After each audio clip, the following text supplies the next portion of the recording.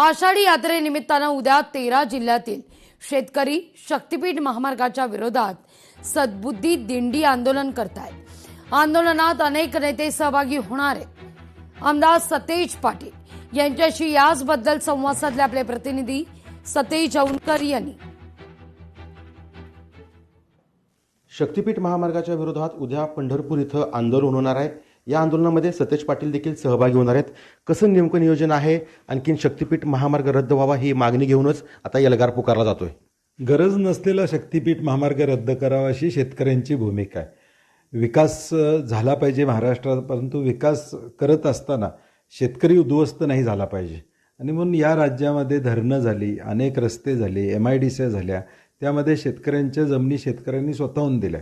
परंतु हा गरज नसलेला महामार्ग आहे। Already Ratnagiri Nagpur highway existing आहे, त्याला जोडणारे रस्ते तुम्ही तयार करा। गड किल्ल्यांना 500-500 कोटी रुपये द्या। 22,000 गावं या राज्यामध्ये, त्यांना 1-1 कोटी दिले तर 20-25,000 कोटी रुपये रस्ते होतील। आज असणारे रस्ते व्यवस्थित नाहीत, खड्डे भरायला सरकारकडे या ठिकाणी पैसे नाही आहेत आणि अशा वेळी गरज नसलेला हा महामार्ग रद्द करावा ही गेली 2.5-3 वर्षे आमची भूमिका आहे।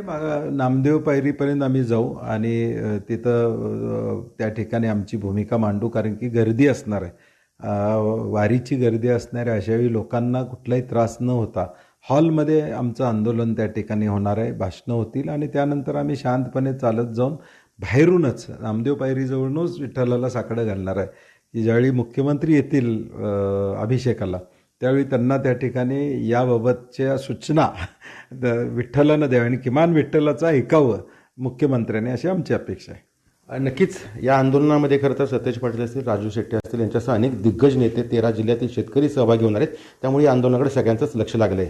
सतेज औंधकर, लोकशाही मराठी, कोल्हापूर। लोकशाही मराठी ऐका, पहा, जागरूक रहा।